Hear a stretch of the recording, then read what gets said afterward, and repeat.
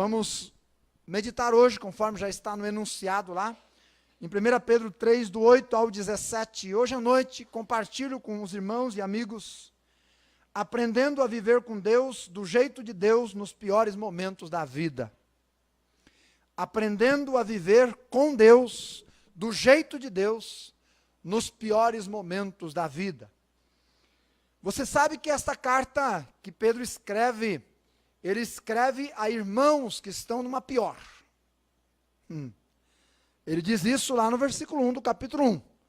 Pedro, apóstolo de Cristo Jesus, aos estrangeiros dispersos. Significa o quê? Eram irmãos em Cristo, era a igreja de Cristo que estava sendo perseguida, haviam perdido suas casas, haviam perdido seu território, estavam padecendo grande perseguição, algumas mortes, inclusive, nas mãos dos carrascos, e Pedro escreve para esses irmãos, e toda a carta de 1 Pedro é uma carta cujo propósito é estimular a igreja na fé, especialmente a igreja que sofre, especialmente a igreja que enfrenta lutas. E eu acho que se você é igreja, você já sabe que isso é para todo mundo que é igreja. Não há um cristão na face da terra que vai viver a sua vida sossegada, não é, todos os seus dias. Ele vai enfrentar de diversas formas, diversos tipos de situação difícil. E ele precisa desse apoio espiritual, e o Senhor dirigiu Pedro para nos deixar esse texto. Então, para que quando você estiver enfrentando essa dificuldade, venha para 1 Pedro, leia 1, 2, 3, 4 vezes, e deixe o Espírito de Deus consolar o seu coração, para que você e eu possamos aprender a viver com Deus, do jeito de Deus, nos piores momentos da nossa vida. E o texto que nós leremos é o capítulo 3, então, verso de 8 a 17. E finalmente, sede todos de um mesmo sentimento, compassivos, amando os irmãos, entranhavelmente misericordiosos e afáveis, não tornando mal por mal ou injúria por injúria, antes pelo contrário, bendizendo, sabendo que para isto foste chamados, para que por herança alcanceis a bênção. Porque quem quer amar a vida e ver os dias bons, refreie a sua língua do mal, e os seus lábios não falem engano. Aparte-se do mal, faça o bem, busque a paz e siga, porque os olhos do Senhor estão sobre os justos, e os seus ouvidos atentos às suas orações, mas o rosto do Senhor é contra os que fazem males. E qual é aquele que vos fará mal, se fordes zelosos do bem? Mas também, se padecerdes por amor da justiça, sois bem-aventurados, e não temais com medo deles, nem vos perturbeis. Antes, santificai a Cristo como o Senhor em vosso coração, e estais sempre preparados para responder com mansidão e temor a qualquer que vos pedir a razão da esperança que há em vós, tendo uma boa consciência, para que naquilo em que falam mal de vós, como de malfeitores, fiquem confundidos os que blasfemam do vosso bom procedimento em Cristo, porque melhor é que padeçais fazendo o bem, se esta for a vontade do Senhor, do que fazendo o mal. Oremos. Amado, querido e eterno Deus, obrigado por este culto que é prestado ao Senhor, e o Senhor nos dá a bênção de podermos participar dele. Obrigado pelos hinos e cânticos, obrigado pelas almas que te adoram e te bendizem neste momento. Obrigado acima de tudo pela tua palavra, que o Senhor nos deu para a tua glória e para o nosso bem espiritual. Obrigado pelo teu Espírito que em nós habita, que em meio da tua igreja ele anda. Obrigado porque o Senhor trabalha em todos aqueles que se expõem à tua palavra. Abençoe esta hora, que cada alma que está aqui e cada uma daquelas que ouvirão esta palavra sejam tocadas, transformadas e abençoadas pelo teu poder. Em nome de Jesus. Amém. O irmão estava internado e antes de fazer uma cirurgia que lhe traria muito risco de vida, ele recebeu a visita de um amigo. Um amigo foi lá, um irmão em Cristo foi lá para orar com ele.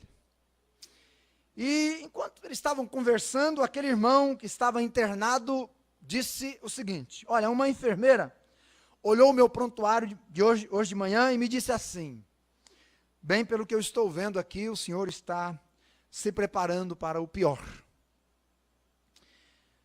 Aí este irmão internado disse ao que estava lhe visitando, eu sorri para ela e disse: não, eu estou me preparando para o melhor. Porque se for o melhor, eu partir, melhor estarei com meu Deus. Ele continuou e disse: meu amigo, nunca vi uma enfermeira sair tão depressa de um quarto. Ela assustou-se, não é, com a notícia e saiu depressa. Meus irmãos, é assim mesmo.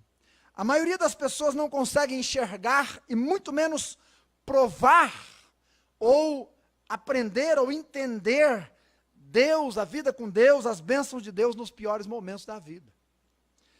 Se rapidamente nós olharmos para as Escrituras, nós veremos que muitos irmãos do passado viveram com Deus, do jeito de Deus, nos dias mais difíceis em que eles pisaram neste chão.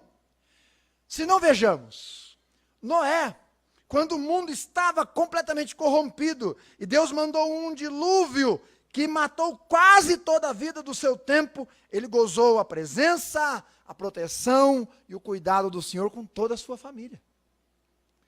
Se não vejamos, Moisés, quando estava num momento crítico, saindo com o povo de Israel do Egito, à frente o mar, ao lado das montanhas, atrás um exército perseguidor sanguinário, naquele momento tremendamente difícil, de muita pressão, ele vê o Senhor abrir o mar à sua frente, ele vê a glória do Senhor aparecer, ele vê uma multidão caminhar a pé enxuto dentro daquele que era um mar.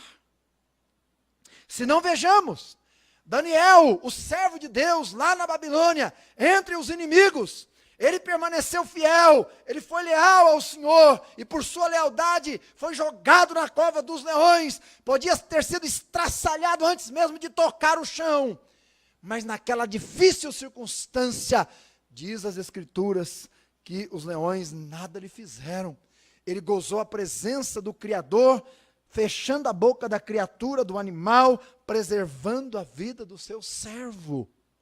Se não vejamos, o Sadraque, o Mesaque e o Abdenego, por também permanecerem fiéis ao Senhor, foram lançados na fornalha ardente.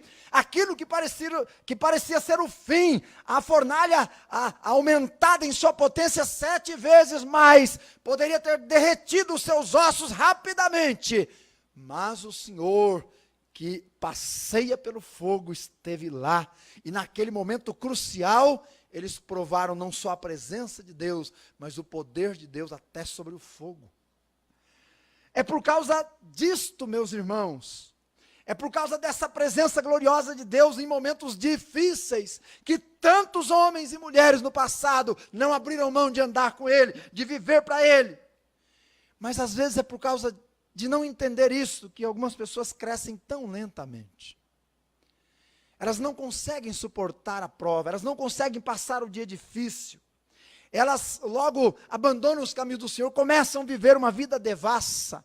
Elas se esquecem da comunhão com o Senhor, elas se esquecem que Deus é o Deus dos montes e dos vales. Elas se esquecem que Deus é o Deus da alegria, mas Ele está conosco na tristeza também. Elas se esquecem que Deus é aquele que permite às vezes uma noite de choro, para que a alegria possa vir ao amanhecer. Elas não suportam, elas deixam o Senhor, elas começam a buscar outras alternativas, e elas se dão mal na vida, porque todo aquele que vira as costas para Deus não vai se dar bem, nunca vai se dar bem. Pedro não quer que aconteça isso com aqueles irmãos, então escreve essa carta. Escreve para animá-los, escreve para fortalecê-los, escreve para desafiá-los, escreve para lembrá-los que eles eram a nação de Deus peregrina, a nação de Deus, do Deus vivo, viva neste mundo. Pedro estimula os irmãos que estão dispersos e perseguidos. Ele queria que eles permanecessem andando com o Senhor em todo o tempo, na maneira do Senhor. Ele os estimula a justamente naqueles momentos de dor, perda, separação, medo, perseguição, a procurarem aprender, crescer e ver Deus agindo. É isso que é o propósito dessa carta. E esse será o meu estímulo para você nesta noite, biblicamente. Eu entendo, meus irmãos, perfeitamente, que vivemos dias finais da igreja nessa terra. Olha ao seu redor, olha ao mundo todo, observe o que acontece com as nações, observe a moralidade, observe o quanto o homem tem andado longe do Senhor. Vivemos os dias que antecedem a vinda de Cristo, e o Senhor quer encontrar-nos fiéis. O Senhor quer encontrar a sua igreja pura, o Senhor quer encontrar a sua noiva preparada, o Senhor quer encontrar a sua igreja almejando aquele momento, e para isto, você deve saber que enfrentará muitas dificuldades nos dias finais, mas que você pode, pelo poder de Deus, permanecer firme, porque o próprio Deus vai estar andando com você, cuidando e te dando capacidade para chegar até o final bem. Que instruções o Senhor nos dá nesse texto, para vivermos com Ele, do jeito dEle, nos momentos difíceis da vida? Em primeiro lugar, os versos de 8 a 12, ele diz assim: finalmente. Então perceba que ele está partindo para a conclusão da carta. E aí ele diz: tenham um mesmo sentimento. E aí ele vai costurar os versículos de 8 a 12 com o sentimento do amor. Tanto que no versículo 10, versículo 9, ele vai mostrar a prática do amor, a caridade. Amor é uma palavra muito bonita, irmãos. Muito bonita. Mas amar não é fácil. Especialmente quem não ama a gente. Não é? Amar não é fácil. Especialmente quem não ama a gente. As pessoas ligam o amor com os sentimentos da paixão, na adolescência, na juventude, quando se está em busca de encontrar a outra metade. Mas depois que encontra, e alguns meses depois, nem mesmo a cara metade é tão fácil de amar assim. E não é por causa da pessoa, é por causa da gente mesmo. Nosso egoísmo, nossa ranzinzez, nossas instabilidades emocionais, nossas exigências pessoais vão mudando, e amar já não é tão fácil assim. Nós somos seres muitas vezes difíceis de lidar, sabemos disto. Temos que prestar bem atenção ao que Pedro nos orienta, para podermos corretamente cultivar esta forma de amar. E ele nos manda cuidar aqui nesse texto dos versículos 8 a 12. De que maneira? Primeiro, ele diz: cuide dos relacionamentos buscando unidade.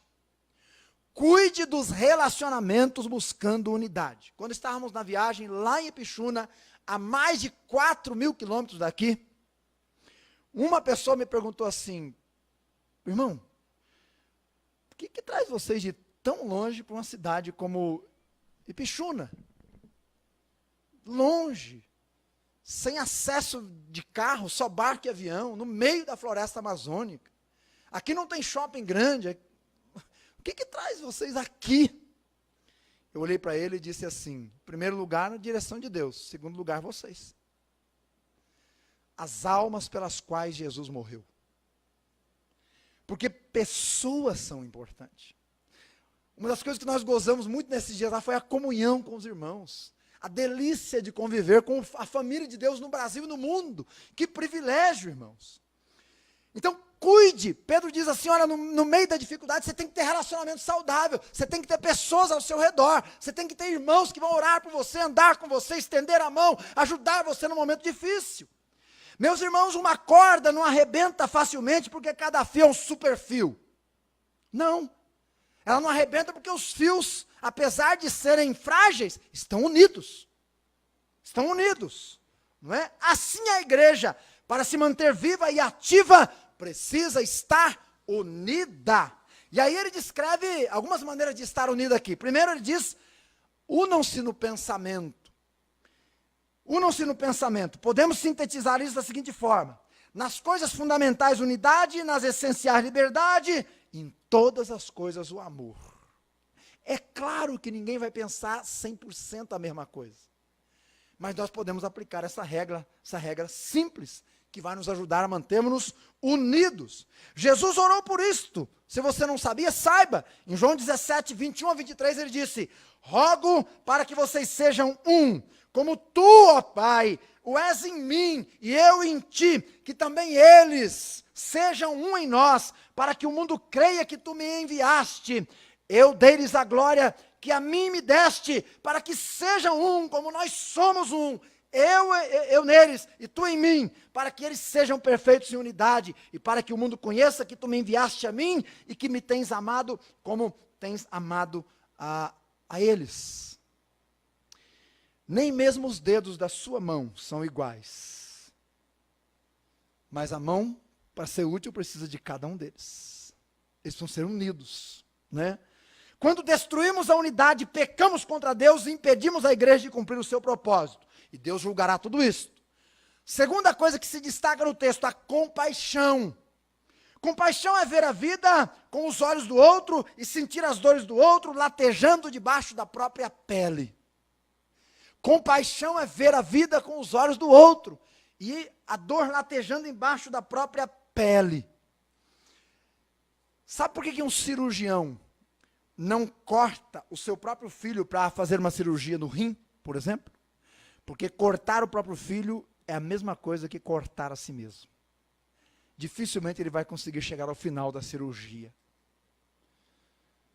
A compaixão. Paulo declarou isso em 1 Coríntios 12, 26. De maneira que se um membro ou irmão ou irmã sofre, todos sofrem com ele.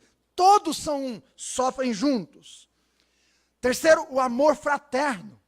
Amamos nossos irmãos não por causa de suas virtudes, aprenda bem isso. Amamos nossos irmãos não por causa de suas virtudes, mas apesar de suas fraquezas, apesar dos seus problemas, apesar das suas lutas. Não os amamos por causa dos seus méritos, mas apesar dos seus deméritos. Irmãos, eu vou dizer uma coisa para vocês. É muito bom a gente aprender a amar as pessoas. Amar como Jesus amou. É muito bom, é muito importante. O verdadeiro amor, ele não se origina necessariamente das emoções, mas da vontade de amar. Não consiste naquilo que sentimos, mas naquilo que fazemos. É por isto que você vai ver aí nos versículos 8, que eu já li 8, 9 e 10, que Pedro ele não diz amem, ele diz como amar. Ele descreve a prática do amor. Aliás, a prática do amor, uma palavra muito usada é a caridade. Então, não consiste no que sentimos, mas no que fazemos. Não se prova pelo sentimento, mas pela ação. Não se mostra por palavras doces, mas por ações nobres e abnegadas. Meus irmãos, quem ama faz alguma coisa. Mais uma, a misericórdia. A misericórdia é inclinar o coração diante da miséria da outra pessoa, mesmo quando ela é desprovida de qualquer merecimento. Misericórdia, preste atenção, é inclinar o coração diante da miséria de outra pessoa. Nós estávamos na terça-feira passada, numa rodovia em Cruzeiro do Sul, que vai de Cruzeiro do Sul para Rio Branco, e nós fomos lá para conhecer uma tribo indígena catuquinas, né? Catuquinas, é originária mesmo, tribo mesmo. E quando nós chegamos lá, nós obtivemos autorização para entrar na aldeia, e aí quando chegamos na casa da pessoa que era mais ou menos conhecida do missionário que nos levou, porque você não pode entrar de qualquer jeito lá, senão você corre o risco de não sair. E aí, irmãos, é uma pobreza que, olha, é triste de ver. E aí nós ficamos todos na varanda da casa, assim, umas 50 pessoas, porque só criança tinha umas 30. Aí as crianças sentaram todas no chão, o chefe mandou elas sentarem assim, e aí nós começamos a falar com elas assim, e logo uma irmã foi contar uma história, e quando eu observei, ela estava bem pertinho dos indígenas, ajoelhada naquela área toda suja, estava barro e tudo mais, ela estava ali, e ela queria quase que se derramar sobre aquelas crianças, e ainda que as crianças nem entendiam a língua portuguesa. Mas a compaixão, A misericórdia é isso, é você se derramar, é você querer o bem da pessoa a qualquer custo, não é? Da maneira bíblica, da maneira correta, mas a qualquer custo. Mesmo quando a pessoa é desprovida de qualquer merecimento. Jesus ilustrou isso na parábola do bom samaritano. O próprio Cristo foi extremamente misericordioso. Por que não sermos nós? Ele tocou leprosos, ele abraçou crianças, ele comeu com pecadores. Meus irmãos, sem misericórdia, não há cristianismo. Não há. Se não bater no seu peito um coração misericordioso, talvez é porque o seu coração nunca tenha provado a misericórdia de Deus. Sem misericórdia, derramando-se diariamente, não há cristianismo. E mais um detalhe que eu quero destacar aqui, humildade. Humilde é a pessoa que desce do pódio da vaidade, honra o irmão considerando-o superior a si mesmo. Humilde não é ser pequeno, mas é considerar-se como tal. E os símbolos da humildade são uma toalha e uma bacia. A disposição de ajoelhar para lavar os pés. Quando eu morei no Paraná, no interior, eu trabalhei com diversas atividades agrícolas. E uma delas foi o trigo. E certa feita eu acompanhava o proprietário da fazenda numa caminhada no meio do trigal. E aí ele dizia assim, ó, aquele setor ali já pode ser colhido, mas aquele ali ainda não. Aqueles ali produziu muito, mas esses aqui não deram nada. Mas eu olhava para aquela plantação, era novo, eu olhava para mim, era tudo igual. Eu ficava intrigado, como é que ele sabe o trigo que está bom, o trigo que está carregado, e o que não está, e o que não presta? Aí eu matei minha curiosidade perguntando para o dono, o dono dos porcos, usando uma linguagem aí, né? Falei, como é que o senhor sabe o que está bom, o que não está, o que deu, o que não deu, o que presta, o que não presta? Aí ele disse assim, rapaz, é bem fácil. Preste atenção naqueles cachos que estão de verde para amarelo. Esses cachos, se eles estiverem se reclinando, inclinando-se, ou se eles já estiverem amarelos inclinados, estes deram bastante trigo e são bons. Os que se mantêm de pezinho assim, ó, esses não prestam para nada. E eu aprendi uma lição naquele dia. Só pode ser abençoado realmente no reino de Deus aquele que se inclina diante do Altíssimo. Aquele que humildemente aprende a reverenciar o seu Criador. Pedro sabia que para a igreja subsistir em meio ao caos que estava vivendo, a perseguição, precisava cuidar dos relacionamentos buscando unidade. E se nós queremos uma igreja que subsista, e se você quer subsistir nesses dias finais e progredir, você não pode fugir a esta realidade. Lutemos, irmãos, cuidando dos nossos relacionamentos, da nossa irmandade, da nossa família, buscando a unidade. Uma das belezas da nossa viagem foi a unidade com que nós saímos do aeroporto e voltamos ao aeroporto, sem uma desavença. Fizemos caminhada de oração pela cidade lá, fizemos os trabalhos juntos, conversávamos sobre aquilo que estava para ser resolvido, mesmo quando recebemos a notícia de que o nosso voo não ia descer e tínhamos que ficar 2 dias esperando, estivemos unidos do tempo ao final, e aquilo para mim foi de grande beleza, porque é assim que tem que ser a igreja de Deus, é assim que tem que ser a família, é assim que tem que ser o povo do Senhor. É assim que Pedro diz, olha, você vai sobreviver nos dias difíceis, vivendo a maneira de Deus, e Deus preza pela unidade. Segundo lugar, cuidemos do relacionamento não só com o próprio povo de Deus, mas com aqueles que querem o nosso mal. Versículo 9, olhe lá. Não torne mal por mal ou injúria por injúria, antes pelo contrário, bendiga, sabendo que para isso foste chamados, para que por herança alcanceis a bênção. Você acha que há alguém que quer o seu mal aqui nesse mundo? Que perguntinha, né? Bom, vamos começar pelo diabo. Meus irmãos, é claro, o diabo não quer o seu bem, nem da sua família, nem da sua igreja, nem do reino de Deus, ele não quer. Mas além dele, há pessoas que não têm Deus que também não querem. E para nossa surpresa, às vezes há pessoas que estão dentro do reino de Deus. Seja quem for, ou como for, com exceção do diabo, Pedro nos dá algumas direções aqui, enquanto caminhamos nesta vida. Primeiro, no versículo 9 ele diz assim, não torne mal por mal. O que significa isso? Viva de uma maneira que você transcenda aquilo que é o normal. Porque mal por mal o mundo faz. Não tornem mal com mal. Meus irmãos, retribuir o bem com o mal é perversidade. Retribuir o bem com o bem, ou o mal com o mal, é justiça. Não é assim? Quando a pessoa mata alguém, a gente não fala assim, não, esse aí tem que morrer também. Porque na nossa cabeça isso é justiça. E não é que esteja errado. Mas ele diz aqui, ó, retribuir o mal com o bem. Aí é graça. Aí é favor imerecido. Aí é a gente derramar o que Deus derramou por nós. Os irmãos a quem Pedro escreve estavam sendo perseguidos. Eles eram forasteiros. Seus inimigos falavam mal deles e lhes faziam mal. Meus irmãos, eles faziam questão de passar adiante algo que não era nem verdade sobre o povo de Deus. Tanto que acusaram os cristãos de terem tocado fogo aonde? Em Roma. Era verdade? Não. Mas eles passaram a notícia para frente. Era fake news do tempo romano. Mas pegou que nem o WhatsApp. Eles faziam questão de falar da vida alheia, mas nunca tinham coragem de falar com a pessoa que julgavam fazendo algo errado. Eles não podiam ver algo que suspeitavam mal, e já saíam falando. Eles costumavam se reunir em 3 ou 4, e logo o nome da pessoa era escorraçado. Os cristãos estavam sofrendo na boca dos seus perseguidores, calúnias, mentiras, falso testemunho.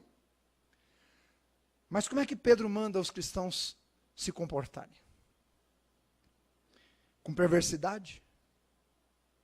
Com justiça? Não, com graça. Com graça. Ele diz, não pague o mal com o mal, mas com o bem. Faça diferente. Segundo, ele diz, revelando do que suas vidas estavam cheias. No versículo 9, ele diz assim, não tornando mal por mal, injúria por injúria, mas pelo contrário, bem dizendo, sabendo que para isto foste chamados, para que por herança alcanceis a bênção. Note, ele diz, bem dizendo. Irmão, você já ouviu aquele ditado que a boca fala do que o coração está cheio? Você sabe por que a picada da cobra, bico de jaca, que é desse tamanhozinho assim, é fatal? Porque ela é uma cobra que tem dentro de si veneno. Então, quando ela abre a boquinha e pica alguém, sai veneno, que mata. E interessante dessa cobra, dizem os amazonenses, é que ela odeia a luz. Se alguém passar com farolete de carro, ela ataca a luz. Isso me lembra tanto a antiga serpente, não é verdade? Quem não tem a bênção de Deus não pode abençoar. Quem não tem o enchimento do Espírito só pode retribuir na carne. Mas Pedro diz, vocês são canal de bênção, vocês têm o Espírito, então bendigam. Não fale mentira, não fale demais, não fale dos outros, não fale pelos outros. Fale com a pessoa que te prejudicou, se for o caso. Bendiga. É fácil isso? Não. Apenas quem anda em Espírito é que pode viver uma vida assim. Apenas quem anda em Espírito. Mas isso traz sofrimento. Claro, traz. Note como o verso termina. Sabendo que para isso foste chamados, para que por herança alcanceis a bênção. Então, na medida que você vive neste mundo, diante das situações de perseguição e difíceis, do jeito de Deus, a maneira de Deus, há uma herança, há uma bênção que você vai alcançando, diz a palavra do Senhor. Muitas vezes nos esquecemos que as perseguições que nos fazem sofrer na terra enriquecem a bendita esperança que desfrutaremos um dia no céu. Deixa o seu dedo aí, vai comigo lá para Mateus, por favor, capítulo 5. Mateus capítulo 5, e leia, acompanhe a leitura que eu farei dos versículos 10 a 12, para confirmar esse texto aqui. Seja um bereano, confirme aí, por favor. Mateus 5, 10. Bem-aventurados os que sofrem perseguição por causa da justiça, porque deles é o reino dos céus. Bem-aventurados sois vós, quando vos injuriarem, perseguirem e mentindo disserem todo mal contra vós por minha causa. Exultai e alegrai-vos, porque é grande o vosso galardão nos céus, porque assim perseguiram os profetas que foram antes de vós. Em terceiro lugar, cuidemos com a nossa postura diante do dia a dia da vida.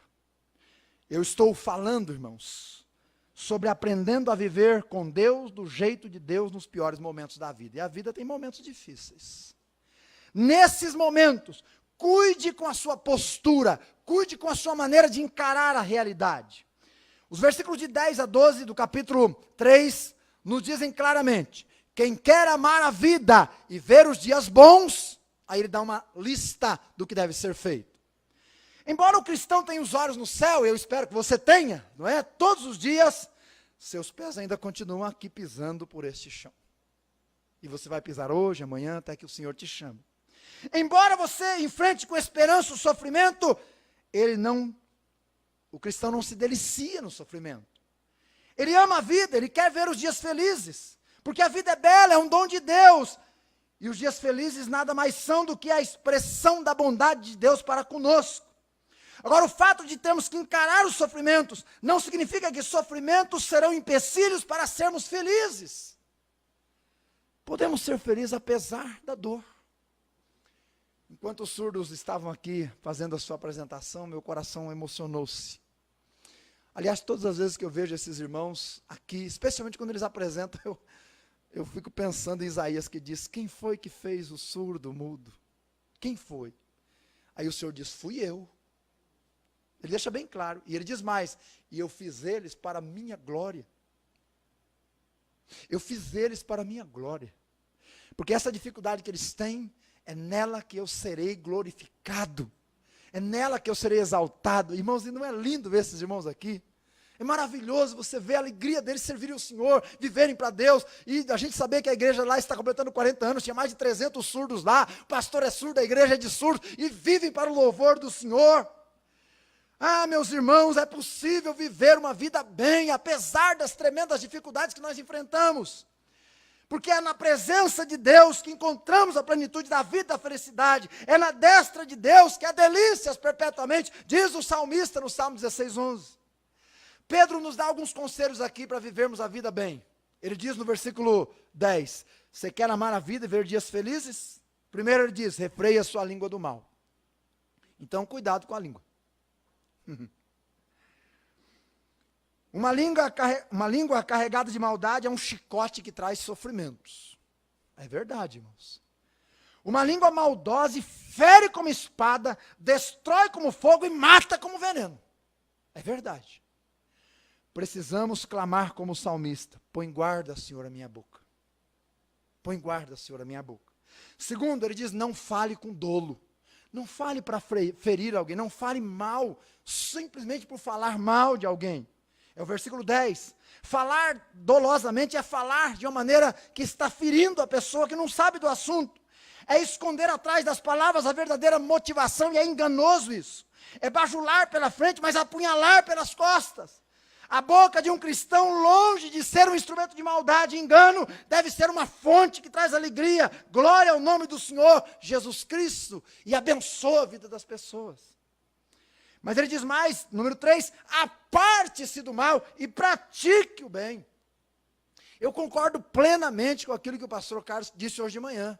Um crente, uma pessoa de verdade crente, que bebeu da fonte da vida e saciou-se em Cristo, nada mais tem que procurar no mundo as coisas, porque ele está saciado.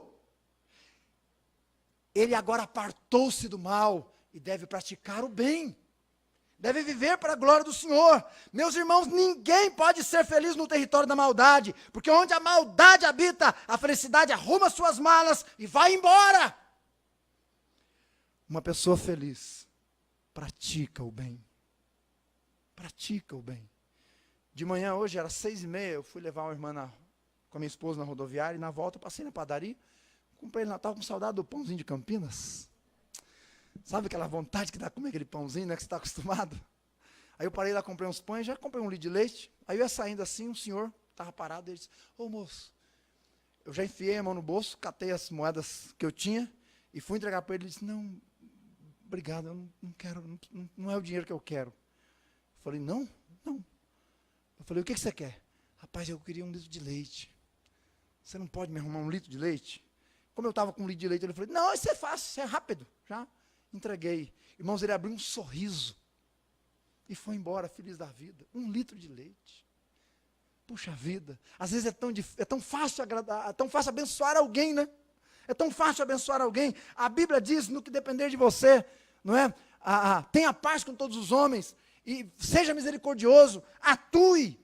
Mas ele dá mais uma dica aqui: busque a paz e siga, versículo 11, ele diz aí claramente: aparte-se do mal, faça o bem, busque a paz e siga. Meus irmãos, paz não é uma coisa automática não, ela precisa ser buscada. Romanos diz: no que depender de vós, tenha paz com todos os homens. Mateus diz: os pacificadores são bem-aventurados. O mundo fala de paz, mas investe muito em guerra. Não é uma coisa meio incoerente? As nações falam de paz, mas se mantêm rebeldes contra o príncipe da paz. Por que o cristão deve ter este cuidado diante da sua vida, com sua língua, com a forma que usa os seus lábios, em apartar-se do mal, apegar-se ao bem, buscar a paz? O versículo 12 responde, ele diz: porque os olhos do Senhor estão sobre os justos, e os seus ouvidos atentos às suas orações, mas o rosto do Senhor é contra os que fazem o mal. Ele vê o justo, ele ouve o justo, ele está em seu favor. Durante as viagens ribeirinhas que fizemos, teve uma coisa que me chamou muita atenção no pastor de lá, que é muito simples, muito legal, muito jóia. Cada vez que a gente saía, e cada vez que a gente chegava, aonde a gente estava, no meio da praça, aonde a gente estivesse, ele reunia todo mundo e orava ao Senhor. Ele falava com Deus. Eu achei aquilo muito, muito jóia. Sabe, ele manifestava uma confiança muito grande no Senhor. Meus irmãos, às vezes nos esquecemos disso, que o Senhor está vendo, ouvindo, nos atendendo, e que Ele está controlando todas as situações e circunstâncias. A maneira como vivemos atrai a bênção ou a ira de Deus. Em último lugar, cuidemos em encarar nossos próprios sofrimentos. Versículos de 13 a 17. É o texto desse ponto aqui. E aí nós temos que lembrar, às vezes as melhores bênçãos, às vezes viver como Deus, Ele vai colocar algumas provas para a gente viver do jeito dele, a maneira dele, naquelas horas difíceis. Por exemplo, um garoto de 12 anos, durante a Segunda Guerra Mundial, recusou juntar-se a certo movimento na Europa. Os carrascos perguntaram-lhe: você sabe que temos poder para matar-lhe? Ao que ele corajosamente respondeu: e vocês não sabem que eu tenho o poder de Deus em minha vida para morrer por Jesus Cristo? Um garoto de 12 anos. Policarpo, lá nos primórdios da igreja, quando foi preso em Esmirna por causa de sua fé, o procônsul romano prometeu-lhe soltar-lhe se ele negasse sua fé e blasfemasse o nome de Jesus. Ao que Policarpo com firmeza respondeu: Senhor, há 86 anos tenho servido a Cristo. 86 anos, jamais Ele me desamparou. Como poderia eu blasfemar dele, o meu rei, o meu salvador, na hora da melhor bênção da minha vida, que é a passagem deste mundo para o porvir? Como eu poderia negar-lhe? Siga a sua função. De fato, bem-aventurados são os perseguidos por causa da justiça, porque embora tombem como mártires na terra, tombem na terra como mártires, levantam-se no céu como príncipes.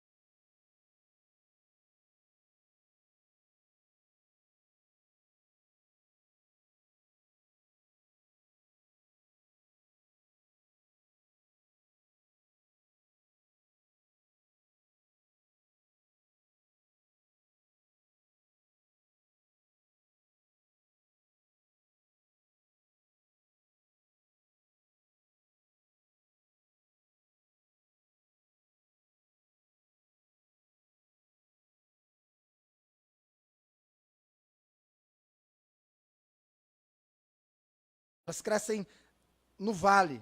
Que grande lição podemos perceber? O sofrimento dos vales muitas vezes nos causa dor, mas também nos faz crescer, nos faz conhecer a Deus. E Pedro termina esse trecho deixando claro que é melhor sofrer fazendo o bem do que o mal. Do que o mal. Eu estou concluindo. Você acredita de todo o coração que até nos piores momentos é possível viver com Deus, da maneira de Deus? Você acredita nisso? Eu acredito. Sabe por quê? Porque desde que cremos em Cristo, estamos no caminho de casa. Estamos no caminho, irmãos. Desde que você creu em Cristo, você entrou na estrada que leva para a vida eterna. E a vida eterna com Deus, para o lar, para a casa do Pai. E quando nós estamos indo no caminho de casa, não importa se o caminho tem buraco, não importa se tem ponte, não importa se tem túnel, não importa se tem vales, não importa se tem obstáculos, o importante é que esse caminho nos leva para casa. Nós começamos a nossa viagem de volta, quarta-feira passada, às 6:30 da manhã, debaixo de chuva torrencial. Para tirar as malas onde a gente estava hospedado e levar no barco, deu trabalho. Deu trabalho. Aí quando a gente estava dentro da lancha, que ia trazer a gente, eu olhei aquela chuva toda e o pessoal ali, falei, não tem problema. Estamos indo para casa. Irmãos, essa frase foi o que Deus usou assim, para me trazer à memória as verdades espirituais também. De lá nós chegamos em Guajará, passamos a tarde, e à noite pegamos um ônibus que nos levou até o aeroporto, numa estrada perigosa, cheia de buracos. Mas não tem problema, estamos indo para casa. Aí chegamos no aeroporto às 9:30, nosso avião desceria às 23:30 e nós sairíamos à 00:35. Mas era mais ou menos 22 horas, nós escutamos o barulho dele passando sobre o aeroporto e foi embora. Logo em seguida veio a notícia, né? Olha, o voo foi cancelado, dirijam-se todos ao balcão da Gol, menos os de Guarulhos. Falei, opa, para nós vai ter um helicóptero. Aí fomos no balcão. Aí perguntamos, né? Por que menos de Guarulhos? Não é porque para Guarulhos não tem voo amanhã, só daqui 2 dias. Quando a pessoa falou isso, pensei, como é que eu vou dizer isso para o povo? Mas aí eu pensei, não tem problema, estamos indo para casa. E aí ficamos 2 dias. Depois desses 2 dias, voltamos para o aeroporto, pegar o avião. Quando chegamos no aeroporto, aí fomos fazer o check-in, a moça do aeroporto disse assim, olha, o voo está confirmado, o céu estava bom, mas devido às chuvas em Guarulhos, ele está atrasado e provavelmente vai atrasar 4 horas. Então nós íamos sair às 00:35, saímos às 3:35 da manhã. Aí chegamos e a viagem foi bastante, né, o avião deu uma tremidinha, né, pastor Carlos? Você tinha viajado? Ficou com medo ou não? Hã? Quem, Carmen, ficou com medo ou não? Dá um medinho, né? Quando ele treme bastante, dá um medo.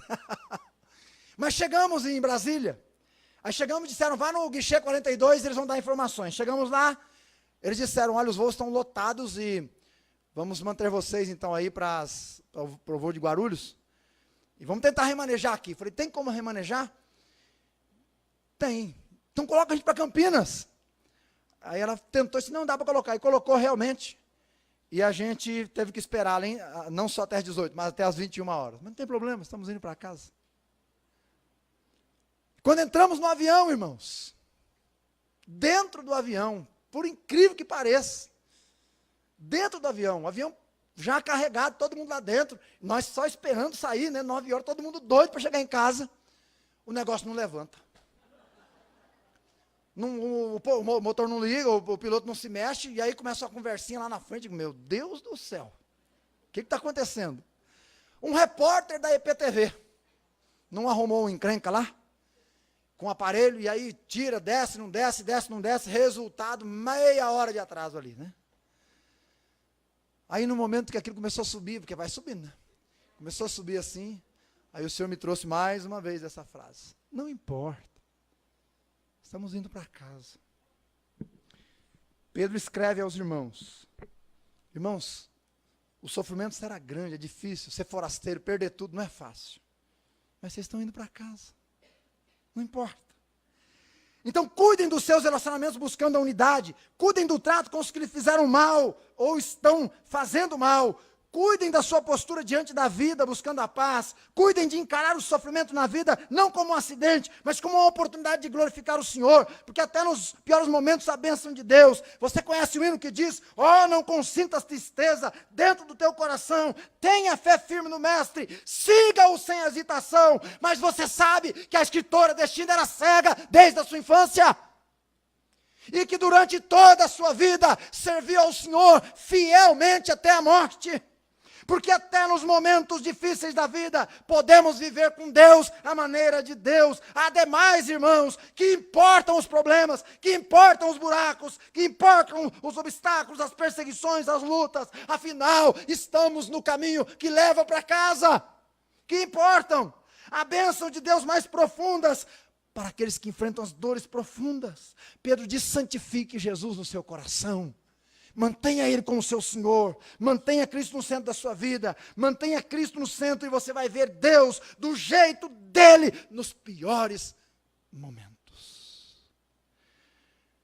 Eu quero convidar você a viver assim, a maneira de Deus, do jeito dEle. Não importa a situação que você tem que passar, Ele está aí, Ele vai estar até o final. Vamos orar. Querido Senhor, obrigado pela Tua palavra. Obrigado porque o Senhor tem nos estimulado a viver contigo, sob qualquer situação, seja ela boa ou ruim, de curta intensidade e dificuldade ou de longa dificuldade. O que o Senhor não quer é um ou outro crente caído pelo caminho, tentando saciar ou matar a dor dos seus problemas num copo de bebida, matar os seus problemas em amizades que não te glorificam, solucionar os seus problemas longe do Senhor. Se em Ti não encontrarmos, ou não encontramos a solução e a razão para tudo na nossa vida, longe de Ti é que não encontraremos. Então nos ajude a sermos fiéis, a seguirmos as orientações de Pedro, a andarmos com o Senhor até o final para a glória do Teu nome. Eu sei que alguns aqui têm passado dias difíceis. Eu sei que famílias aqui estão lutando com a dúvida de diagnósticos. Mas eu sei também que o mesmo Deus que começa uma boa obra na nossa vida termina. Eu sei também que o mesmo Deus que nos manda ir pela fé na jornada é aquele que abre os caminhos, é aquele que não nos deixa, é aquele que não nos desampara, é aquele que vai conosco, é aquele que nos toma no colo, nos braços. Senhor, obrigado por ser o nosso Deus. Nos ajude a santificar o Senhor Jesus em nosso coração e a permanecermos firmes nele. Oramos pedindo a tua bênção e dando graças em nome de Jesus. Amém. Que Deus te abençoe. Vá em paz e debaixo dos cuidados do Senhor. Ótima semana.